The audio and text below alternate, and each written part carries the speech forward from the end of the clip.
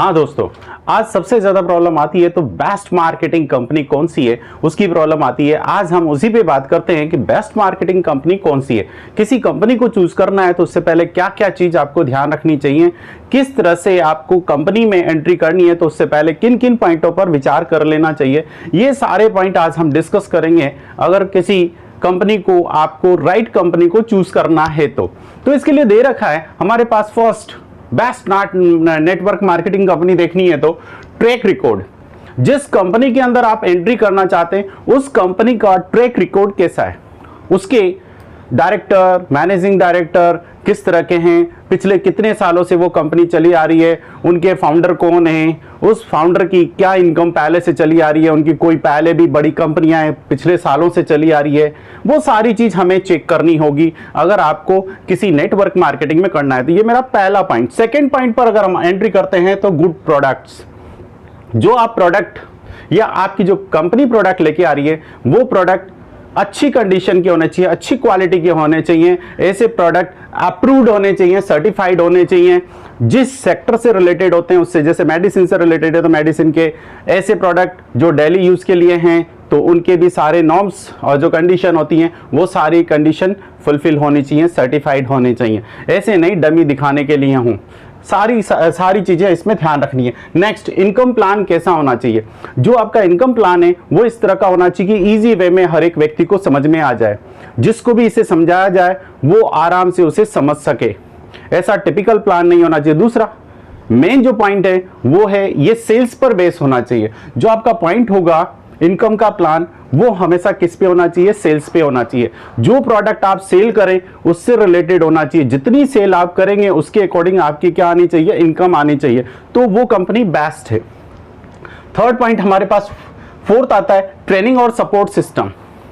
जिस कंपनी के अंदर आप जा रहे हैं, जो कंपनी आप चूज कर रहे हैं उस कंपनी के अंदर क्या प्रॉपर तरीके से ट्रेनिंग प्रोग्राम बनाए गए, सपोर्ट सिस्टम बनाया गया, क्या अपलाइन अपनी डाउनलाइन को सपोर्ट करती है, क्या कंपनी के कुछ ट्रेनिंग सेंटर बना रखें, क्या कंपनी उसे प्रॉपर तरीके से ट्रेनिंग प्रोवाइड कर रही है जिससे कि वो आगे जाके वर्क कर सके, हर जगह समय समय पर उसको सपोर्ट कर रही है या नहीं कर रही है, जब उसको जरूरत है तो उसके साथ खड़ी हो रही है, या उसके मेंबर जो दूसरे हैं या अपलाइन है वो क्या टाइम टाइम पर सपोर्ट कर रही है, या सपोर्ट करने के लिए कोई प्लान चला रखे हैं, कोई स्कीमें चला रखी हैं वो भी साथ में।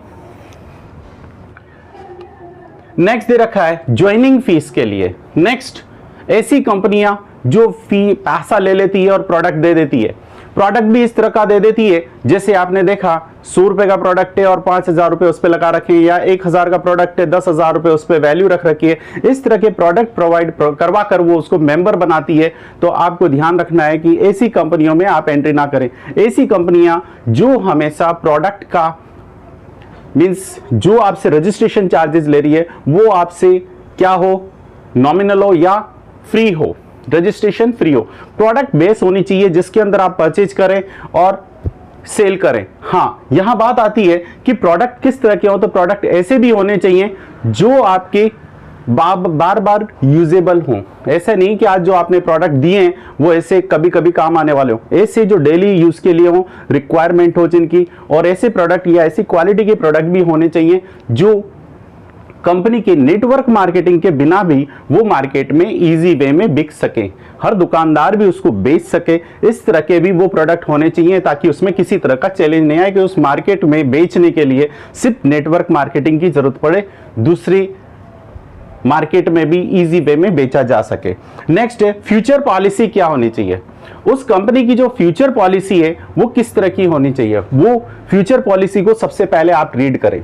क्या ऐसी तो नहीं है कि कंपनी अपनी ग्रोथ कर रही है और उसकी पॉलिसी के अंदर जो उसमें काम करने वाले या जो कंसल्टेंट हैं या आप डिस्ट्रीब्यूटर हैं उनके फेवर में ना होकर वो किसके फेवर में हो, कंपनी के फेवर में हो। अगर सिर्फ ऐसी कंपनी, सिर्फ कंपनी जो अपने बेनिफिट को देखती है ना कि डिस्ट्रीब्यूटर या कंसल्टेंट का बेनिफिट देखती हैं, तो ऐसी कंपनी को भी कभी भी भूल से चूज ना करें। दूसरी दे रखी है ऐसी कंपनियां जो क्या आज की रिक्वायरमेंट के अकॉर्डिंग ऑनलाइन ट्रेनिंग देना चालू कर दिया, ऑनलाइन से जुड़ चुकी हैं, क्या अपनी ग्रोथ कर रही हैं या नहीं कर रही हैं, ऐसा तो नहीं है कि उसी जगह पे बैठी हुई हैं, आज के अकॉर्डिंग अपने आप को मॉडिफाई कर रही है कि नहीं। क्योंकि जो कंपनियां आज ऑनलाइन नहीं जुड़ रही हैं वो कंपनियां 2022 ले लीजिए या फिर 25 के बाद उनका चलन धीरे धीरे खत्म हो जाएगा। इसीलिए ऐसी कंपनियों को ध्यान रखिए जो ऑनलाइन ट्रेनिंग प्रोग्राम भी चला रही है, ऑनलाइन जिनका सिस्टम जुड़ा हुआ है,